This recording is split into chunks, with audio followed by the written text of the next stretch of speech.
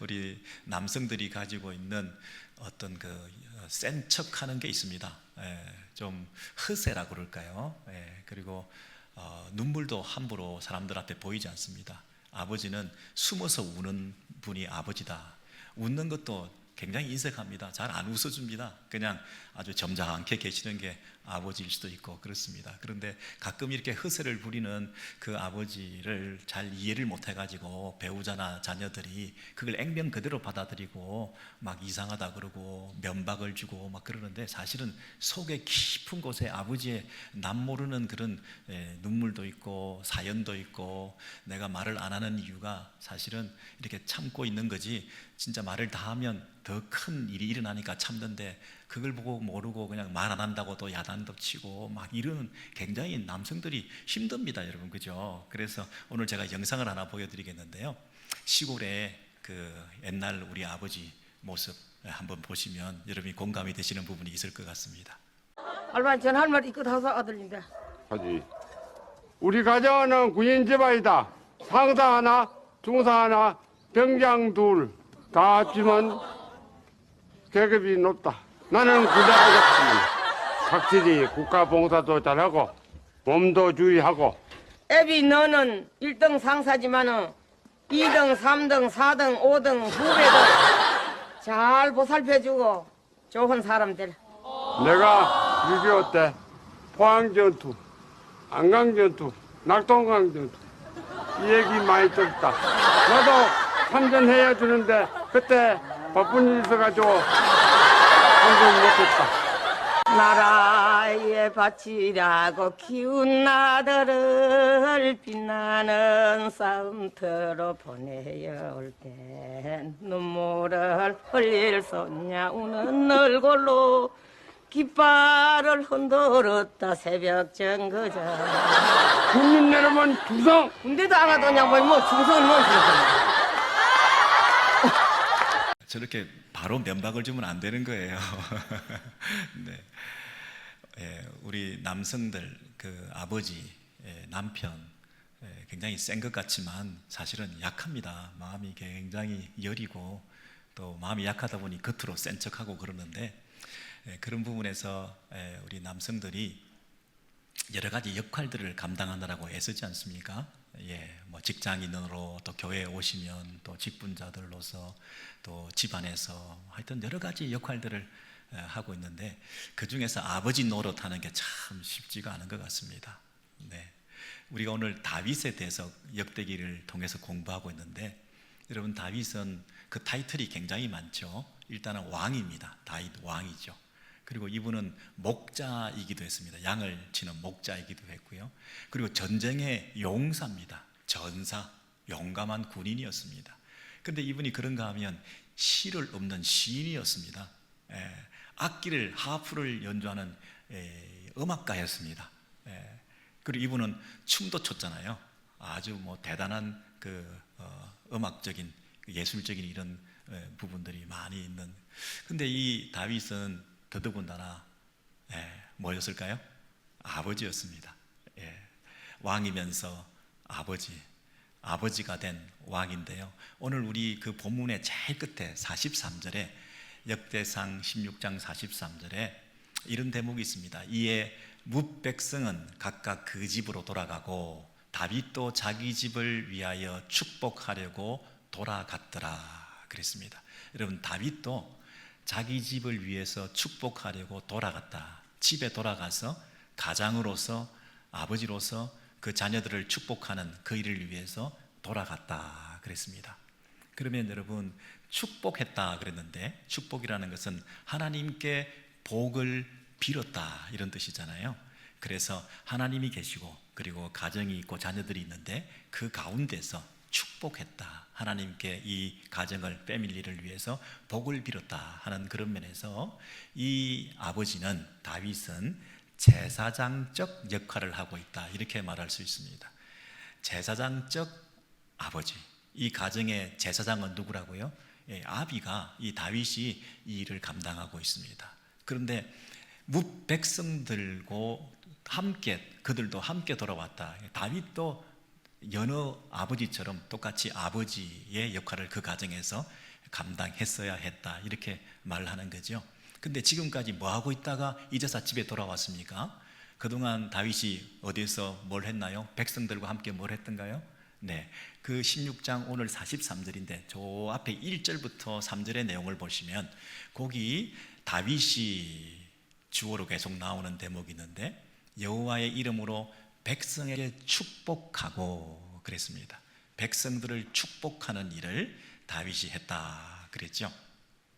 하나님 앞에 제사를 드리고 축복하고, 그리고 남녀를 막론하고 모든 백성들을 위해서 떡을 나누어 주고 화목한 그런 관계들을 가지겠다. 수직적으로 하나님 앞에 제사 드리고 수평적으로 백성들 간에도 화목 관계가 이루어질 수 있도록, 그리고 그 백성들이 하나님의 복을 받도록 축복하는 일을 다윗이 했다, 이렇게 말하죠. 여러분, 제일 첫 부분도 다윗의 축복, 제일 마지막도 다윗의 축복, 인클루지오라 그러는데요, 양괄식으로 연결되어서 이 하나님의 축복을 행하는 제사장적 사명을 감당하는 다윗의 모습을 여기서 우리에게 보여주고 있습니다. 여러분, 다윗이 생각할 때는 자기가 왕입니다. 그래서 백성들을 위해서 할 수 있는 일이 뭐라고 생각합니까? 내가 왕으로서 백성들을 잘 섬겨야지, 내가 할 수 있어.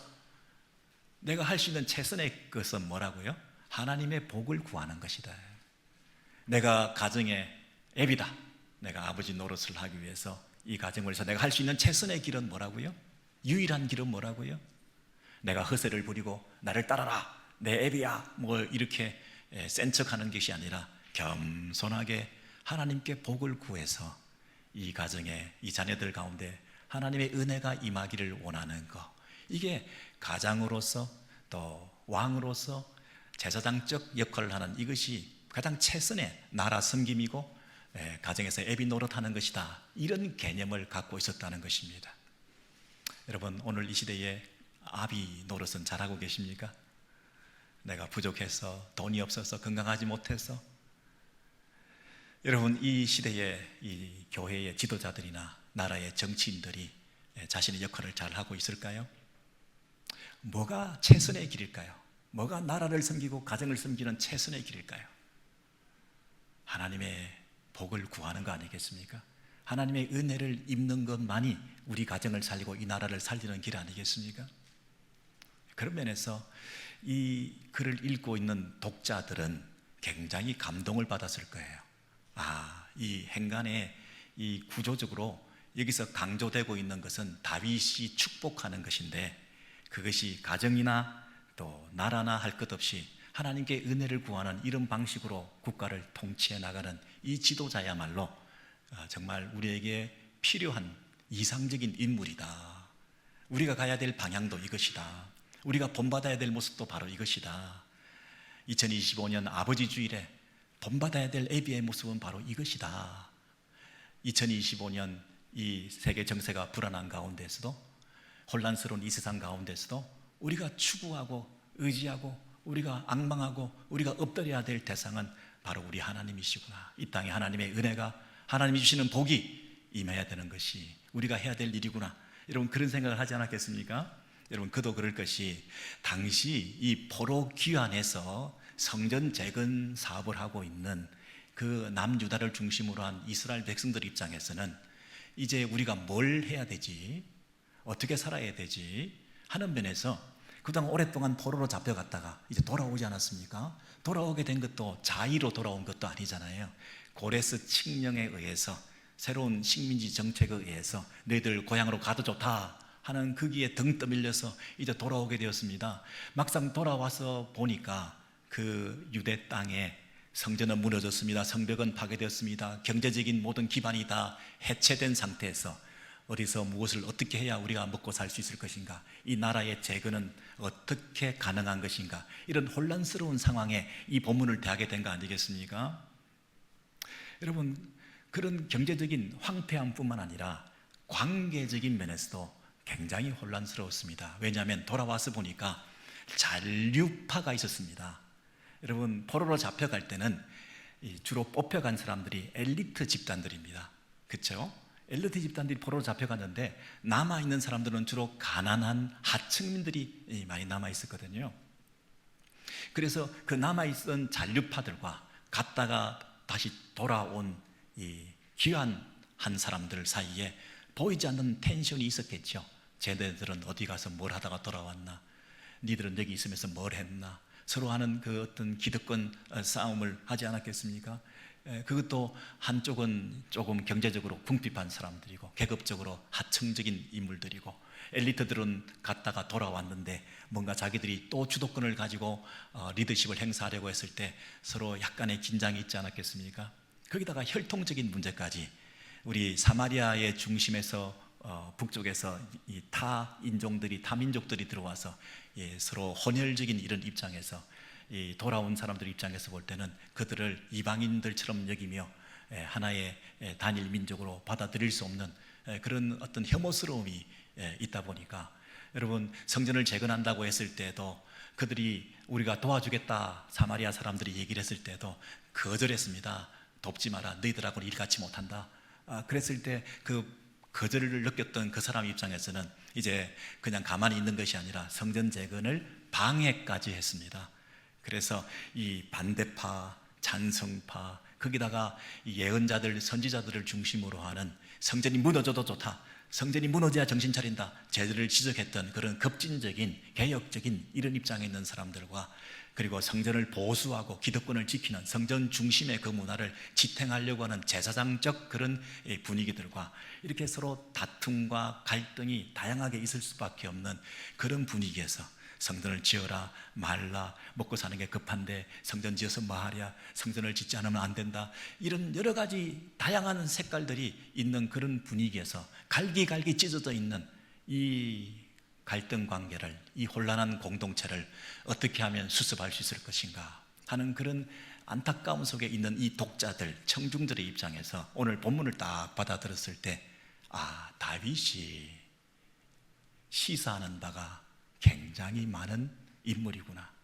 여러분, 역대 정권들이 새로 정부가 들었으면 한국이나 미국이나 할 것 없이 이번에는 충무공을 본받자, 이순신을 본받자, 이번에는 세종대왕을 본받자, 뭐 조지 워싱턴을 본받자, 레이건 대통령을 본받자, 뭐 이런 식으로 어떤 슬로건을 내걸고 한 인물들을 우리가 모범적인 사람으로 내걸듯이, 지금 새로운 시작을 하게 되는 이 유대 입장에서 우리가 누구를 본받을까? 역대기서를 쓴 저자 입장에서는 다윗을 아이디얼한 인물로 딱 내세우며, 이 아이디얼이 축복한 것 좀 봐라, 우리가 가장 우선해야 될 것은 하나님 앞에 복을 구하는 거다, 우리의 가정이나 교회가, 이 나라가 바로 서기 위해서는 하나님 앞에 돌아와야 된다, 그 얘기를 하기 위해서 제일 첫 번째 내걸었던 아름다운 모습은 뭐냐면 역대상 16장 1절에서 3절에 있는 내용인데요, 하나님의 궤를 둘 곳을 마련했다. 누가? 다윗이 하나님의 궤를 메고 들어오는 사람들을 위해서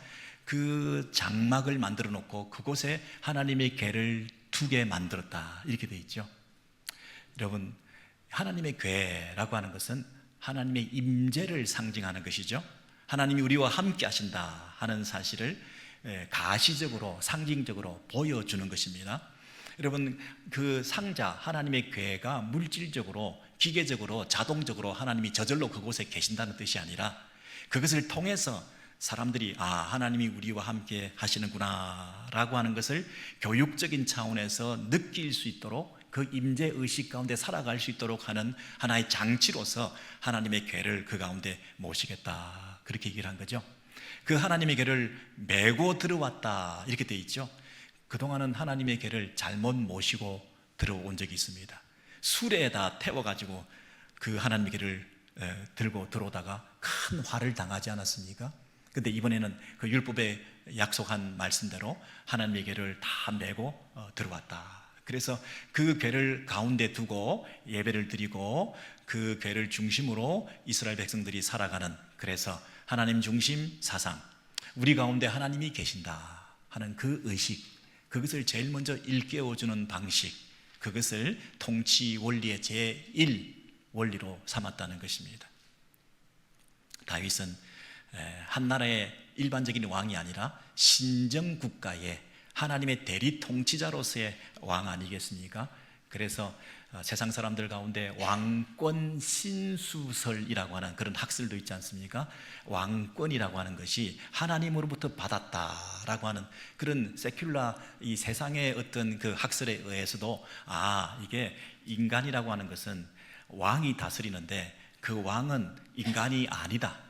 왕은 하나님으로부터 권한을 위임받다라고 하는 그런 생각들을 하게 되는 것처럼 이 가장 그 왕권 신수설의 모태가 되는 그 이스라엘 왕의 태도는 항상 하나님이 나에게 주신 그 권한을 가지고 그 하나님의 복을 받아 이 백성을 억압하고 다스리는 것이다 라고 하는 태도로 그 왕정을 이어갔다는 거 아닙니까? 그래서 이스라엘 사회에서 제일 중요한 것은 내 왕자를 경고히 하는 게 아니라 하나님의 왕권을 세워드린 거잖아요. 그래서 우리 백성들 가운데 하나님의 언약궤가 지금 어디 가서 버려지고 방치되어 있는 상황에서 이번에 반드시 제일 우선순위로 해야 될 일은 뭐냐면 그 하나님의 언약궤를 우리 가운데 모시는 것이다 하는 것입니다. 여러분, 그 혼란스러운 갈기갈기 찢어졌던 그 공동체 가운데서 이 본문을 읽을 때 그렇구나 하나님이 우리 가운데 계시는 것, 이것이 제일 중요한 것이구나. 그동안 그들은 많은 것을 잃었다고 생각했습니다. 이제 다시 돌아와서 보니까 그동안 우리가 정들었던 고향 땅은 폐허로 바뀌어 있습니다.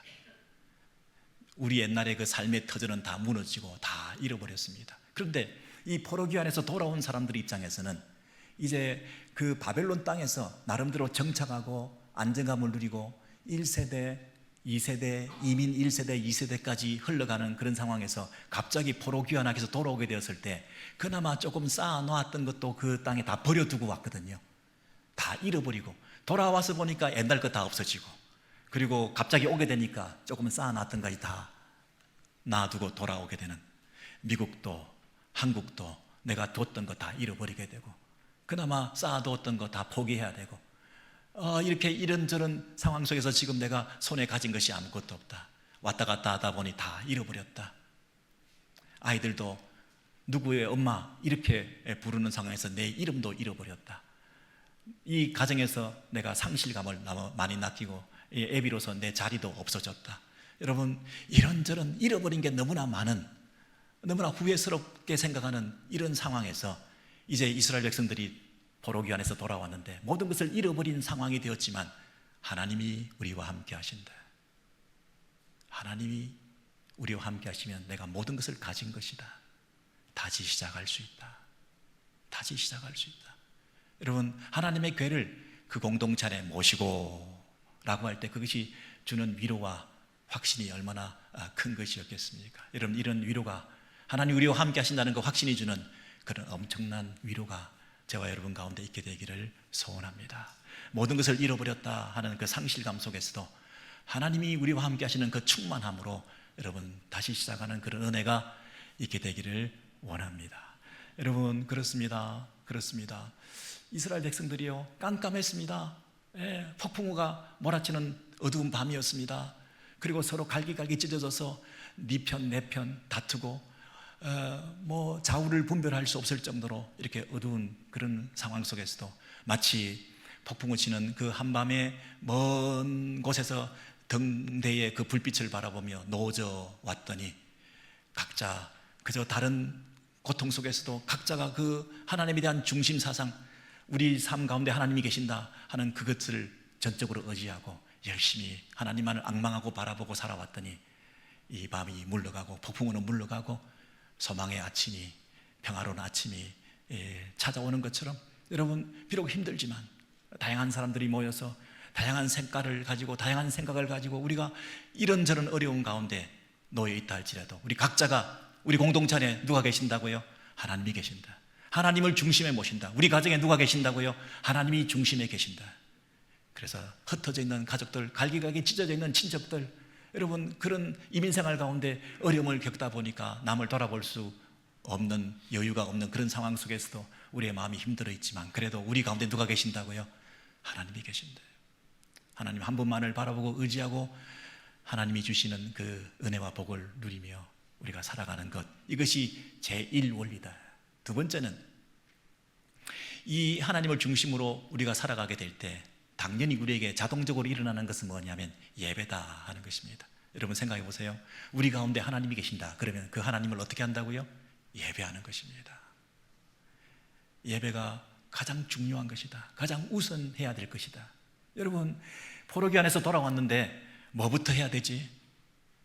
일단 먹고 살아야 되는데 건물을 짓는다는 것은 무슨 의미가 있지? 성전을 지어서 건축물을 쌓아 올리는 것이 우리의 위로를 위해서, 우리의 만족을 위해서 하는 것인가? 아니다. 예배다.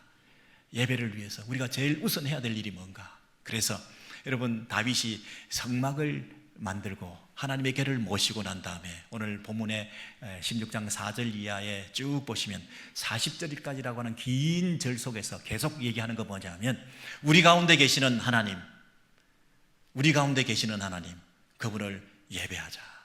그래서 레위 사람을 세웠습니다. 사람들을 적재적소에 세우고 그리고 계속해서 그 예배를 드릴 수 있도록 하나님의 궤 앞에서 여호와를 어떻게 하라고요? 칭송하고 감사하고 찬양하게 만들었다 그랬습니다.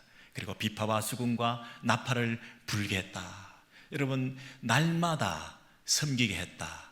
항상 아침 저녁으로 예배를 드리게 했다. 그리고 그들을 문지기로, 제사장으로, 그리고 예배하는 자들로 일일이 다 세워서 사람들을 세우고 예배하게 하는 그 모든 장치를, 조직을 각각 할 수 있도록 다윗이 예배에 대한 그런 배려를 하고 있다는 것입니다. 근데 제일 밑에 뭐라고 되어 있냐면 율법에 명령하신 대로 하게 하였고, 여러분 거기에 밑줄을 치셔야 되겠죠? 율법에 명령하신 대로 하게 하였다. 사람들을 세워서 그 일을 했다. 여러분, 이 본문을 읽고 있는 이 독자들, 청중들의 입장에서는, 저와 여러분들은 지금 혼란스러운 세상을 살아가면서 오늘 이곳에 모여 있는데 우리 가운데 누가 계신다고요? 하나님이 계신다. 그럼 우리가 뭐 해야 된다고요? 예배해야 된다. 그런데 예배를 드리는 것이 가장 우선적인 일인 것을 우리는 알게 되었는데, 그 예배를 우선적으로 드리는, 예배를 시작하는 것도 중요하지만 예배를 계속 드릴 수 있게 해야 된다. 사람을 세워 장치를 하고 조직을 하고 그리고 이렇게 저렇게 할 수 있도록 그렇게 지속 가능한 예배로 세팅을 했다는 거죠. 한 번 예배를 드릴 수는 있습니다. 그러나 계속 예배를 드리기는 어렵습니다. 한 번 하나님의 임재를 체험할 수 있습니다. 그러나 그 임재하신 하나님을 늘 느끼기가 어렵습니다. 하나님은 때로는 예배 중에 우리에게 거하시는데 우리는 예배를 소홀히 할 때 하나님의 임재를 느끼지 못하게 되고, 임재를 느끼지 못할 때 예배가 상실되는 악순환이 반복될 수가 있습니다. 예배를 계속 드림으로 인해서 우리는 더 큰 예배, 더 감사와 찬송의 예배를 더 지속적으로 드릴 수 있는데, 그런 면에서 예배를 세팅하고 사람을 세우는 것은 너무나 중요한 일이었습니다. 그러나 예배를 시작한 것도 중요한 일이고 예배를 계속 드리는 것도 중요한데, 예배를 하나님 말씀대로 율법에 기록된 대로, 이것은 더 어려운 일입니다.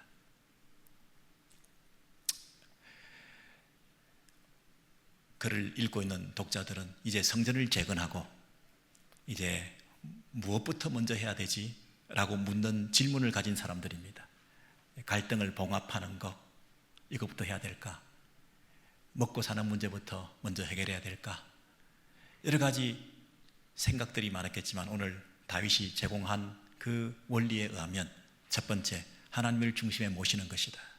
우리 가정에 하나님의 복을 구하는 것이다. 두 번째, 하나님이 우리 가운데 거하신다면 그 하나님을 예배하는 것이 우선이다. 예배를 시작하자. 예배를 시작하자.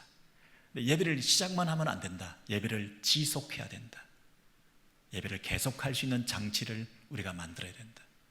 예배를 계속하는 것도 중요하지만 우리 기분대로, 우리 마음대로 하는 것이 아니라 하나님의 법대로, 율법에 명령하신 대로 이 하나님의 법을 지키며 예배하는 이 일을 우리가 계속해야 된다. 여러분, 그 교훈을 오늘 저와 여러분도 받게 되고 당시 독자들도, 유대인들도 받게 되지 않았겠습니까? 그래서 이 예배를 감격적으로 드리고 난 다음에 이제 아까 처음 봤던 그 구절로 돌아가시면 역대상 16장 43절에 이에 뭇 백성은 각각 그 집으로 돌아가고 다윗도 자기 집을 위하여 축복하려고 돌아갔다 그랬습니다. 여러분, 공적으로 공동체로 다 함께 모여서 예배를 드렸습니다. 그리고 그 예배의 끝은 뭐냐면 집으로 돌아가서 예배 드리는 것이었습니다. 백성들을 축복하는 그 제사장적 역할을 했던 그 왕인 이 다윗이 이제 그 백성들을 축복했을 뿐 아니라 집으로 돌아와서 그 자녀들을, 그 가정을 축복하는 제사장으로서의 그 사명을 감당했습니다. 왕이지만 제사장이었습니다. 그래서 왕 같은 제사장이었습니다. 왕 같은 제사장, 왕과 제사장이 동일인이다, 같은 분이다. 왕직과 제사장직을 동시에 수행하는 그 역할을 감당하는, 그런데 가정에 돌아와서도 그가 아버지이지만 그러나 제사장직을 감당하는 그런 아버지였다, 이렇게 말을 하죠. 예, 아버지가 된 왕이다. 그래서 이 공적 예배와 이 개인 사적 생활 예배가 분리되지 않는 것입니다. 왜냐하면 똑같은 하나님을 예배했고 똑같은 하나님께 복을 구하는, 그런 면에서 질적으로 전혀 달라지지 않은 그런 예배가 생활 예배 속에서도 가정 속에서도 드려지게 되는 것, 이것이 다윗의 영성이었습니다. 여러분, 어떤 사람들은 밖에서 열심히 사역하고 예배드리고 직장생활하고 애비로서의 사명을 잘 감당하지만 집에 돌아오면 그 일들을 잘 감당하기가 힘에 부추겨서 힘에 겨워서 그 일을 잘 못할 때가 참 많습니다. 집에 돌아오면 이렇게 말합니다. 건드리지 마. 나 밖에서 스트레스 받았어. 밖에서 내가 너무너무 힘들었는지 당신 모를 거야. 나 좀 가만히 있게 내버려둬. 어떤 남성이, 어떤 아버지가 이런 기도를 한다는 걸 제가 들었습니다.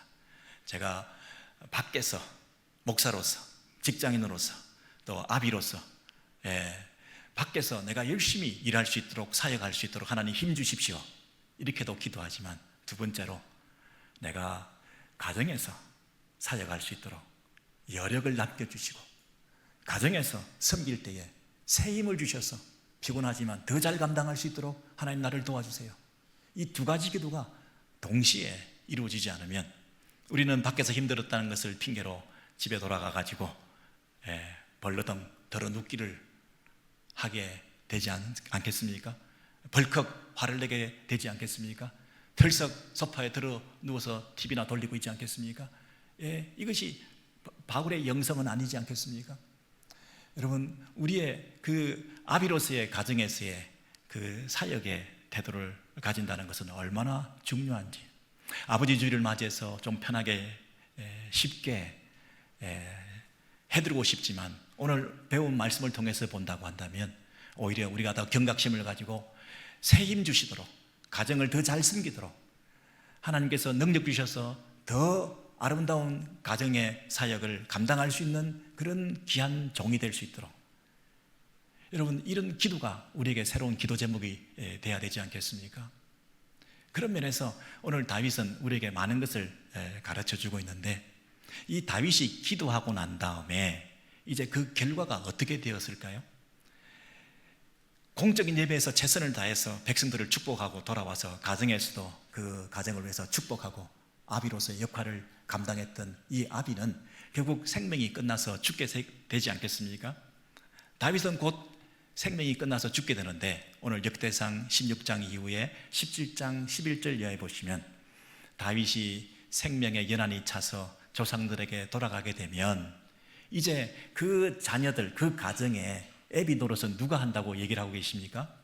너의 뒤에 내 씨를 하나 세우고 너의 왕위를 계속해서 견고하게 해줄 텐데 내가 그의 아버지가 되고 나는 그의 아들이 될 거다, 이렇게 말씀하셨습니다. 아버지 다윗이 죽고 난 다음에 그 가정에 아버지가 누가 되신다고요? 하나님께서 그 가정에 아비 노릇을 해주시겠다, 이렇게 말씀하고 계십니다. 그런데 그 밑에 보시면 그 하나님께서 나의 인자를 그에게서 빼앗지 아니하기를, 그가 누굽니까? 다윗의 후손들, 자녀들, 그 한 사람 하나님의 그 귀한 자녀를 세워서 그를 통해서 하나님께서 당신의 인자를 계속해 가시는데, 내가 너의 전에 있던 자에게서 빼앗음 같이 하지 아니하겠다, 이렇게 말했습니다. 여러분, 다윗의 전에 있던 자가 누굽니까? 다윗 왕 전에 있던 왕이 누굽니까? 사울 왕입니다. 사울 왕에게서 하나님의 인자를 빼앗음 같이 하지 않고 이제 다윗의 후손들에게는 하나님의 그 인자를 계속하게 해 주시겠다, 이렇게 말씀하는 거죠. 그 얘기가 무슨 얘기냐면 하나님께서 계속 그 다윗의 왕위를 이어가게 해 주시겠다, 이렇게 말씀하시는데, 그 얘기를 듣던 다윗이 뭐라고 얘기를 하죠? 다윗 왕이 나는 누구이오며 내 집은 무엇이기에 나에게 이렇게 이르게 하셨나이까. 여러분, 이 다윗이 생각할 때 이게 왜 나에게 이런 은혜를 베푸시는지 이해가 안 된다, 이렇게 말씀하고 있습니다. 저를 보십시오, 여러분. 자, 다윗과 사울을 한번 생각해 보십시오. 지금 다윗은 자신에게 하나님의 은혜를 베푸신다는 게 너무 이해가 안 돼요. 다윗의 이전에 있었던 사람이 사울 왕이었습니다. 근데 사울과 비교해서 다윗이 더 나은 점이 어떤 점이 있을까요? 사울이 지은 죄와 다윗이 지은 죄를 서로 비교해 볼 때 누가 더 큰 죄를 지었다고 생각이 되십니까? 사울은 그 적장을 사로잡지 않고 진멸하라고 했는데 생명을 살려놓고, 그리고 그 귀한 것들을, 재물들을 남겨놓아서 경제적인 이득을 탐하고 자기 것으로 취하고 했던 그런 거짓말하는, 하나님의 명령대로 순종하지 않은 그런 사울이었는데, 다윗은 그에 못지않게 엄청난 죄를 짓지 않았습니까?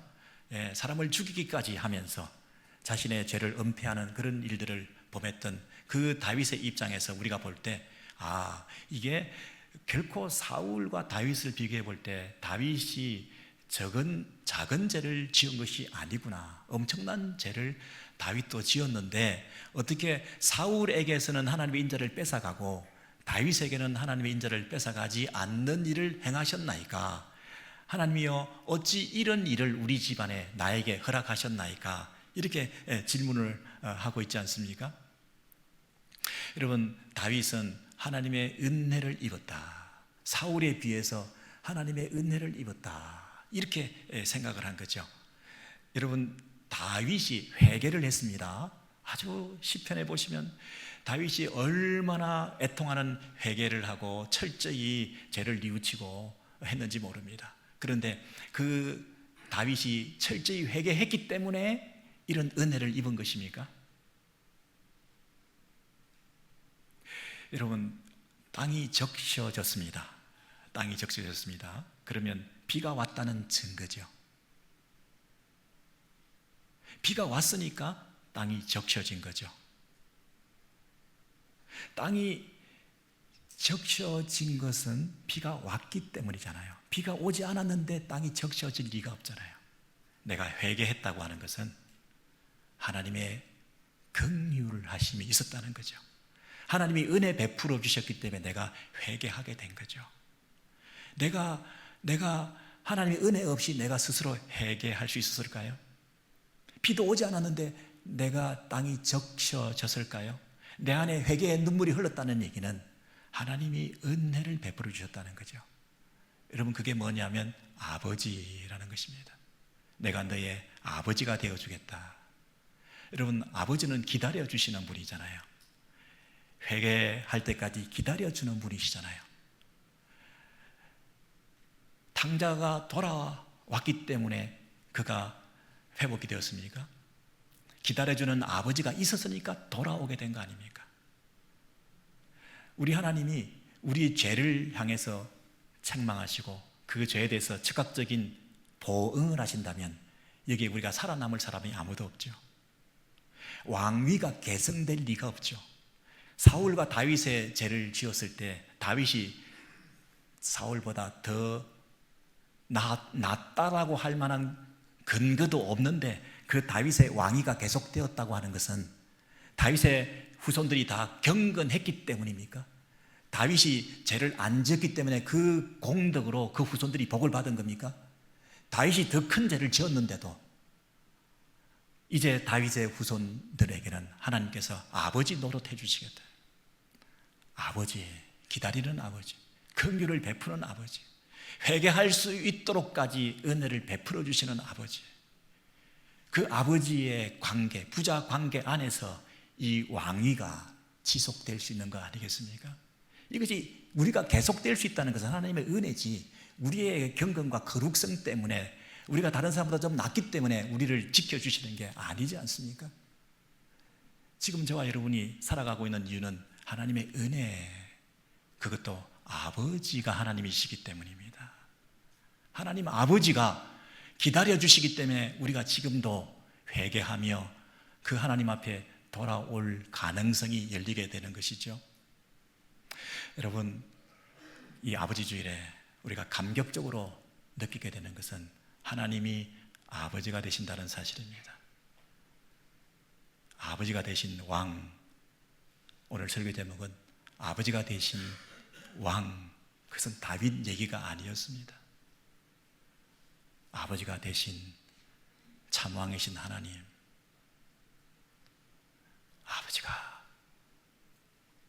아버지가 되신 우리 하나님. 여러분, 하나님께서 저와 여러분의 아버지가 되시기 때문에 우리는 회개할 수 있었습니다.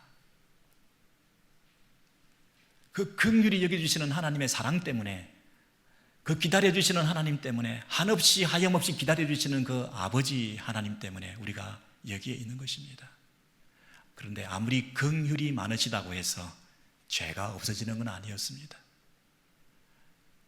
하나님은 죄에 대해서는 반드시 벌하셔야 되는데, 죄에 대해서, 우리가 지은 죄에 대해서 징계를 내리실지언정 우리를 파괴적으로 완전히 멸절시키고 우리와 관계를 끝내시는 분이 아니라는 것입니다. 부자지간은 한없는 용서가 있는 관계 아니겠습니까? 아무리 자식이 잘못해도 아버지라고 부르면 모든 것이 녹아지는 건 아니겠습니까?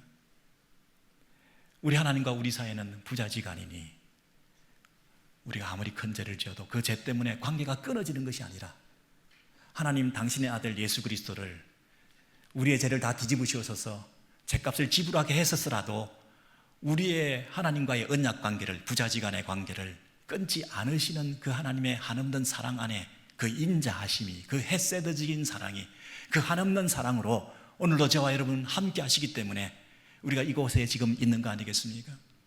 하나님의 사랑, 그것은 생각보다 너무나 영원한 것입니다. 하나님의 은혜, 그것은 너무나 깊은 것입니다. 우리가 상상할 수도 없는 그 하나님 아버지의 사랑권 안에 우리가 지금 존재하고 있는 것 아니겠습니까? 지금 저와 여러분은 하나님을 아버지라고 부르는 자들입니다. 하나님 아버지, 하나님 아버지. 그래서 우리에게 살 길이 열리고 다시 일어날 용기를 얻게 되고 다시 회복될 수 있는 가능성이 있는 것이죠. 다시 회복되실 수 있습니다. 하나님이 우리 아버지시기 때문에. 다윗은 아버지가 되어서 자손들을 축복했습니다. 그런데 그 생명은 한계를 가지고 있습니다. 그래서 그 다윗의 집에 아버지는 우리 하나님이 되어주셨습니다. 그래서 지금도 그 다윗의 영적인 후손들인 우리들은 예수 그리스도 안에서 하나님을 아버지라 부르는 자들이 되었습니다. 여러분, 이 하나님의 아버지의 만극하신 사랑으로 지금도 우리를 지켜 보호해 주시고 우리를 버리지 아니하시고, 우리가 아무리 추악한 죄를 짓고 아무리 더러운 죄 가운데 몸을 뒹굴며 그리고 실망스러운 모습을 보인다 할지라도 집 나간 자식을 기다리는 그 아버지의 심정으로 우리 하나님께서는 끝까지 그 아들까지 내어주신 우리 하나님께서 그 아들과 함께 모든 것을 주시지 않겠느냐 약속하시고, 그 예수 그리스도 안에서 그 부자지간을 이어가시는 그 언약 관계를 계속해 가시는 그 하나님의 참사랑, 그 하나님의 부성의 아버지, 여러분 그 아버지의 이름을 부르시며 회복되시기를 바랍니다. 다시 일어나시기 바랍니다. 용기를 얻으시기 바랍니다. 버려진 것 같아도, 갈갈이 찢겨진 것 같아도, 모든 것을 잃어버린 것 같아도 하나님이 내 아버지 되신 그것으로 인하여 큰 위로와 승리를 덧입으시는 저와 여러분 되시기를 주의 이름으로 소원합니다.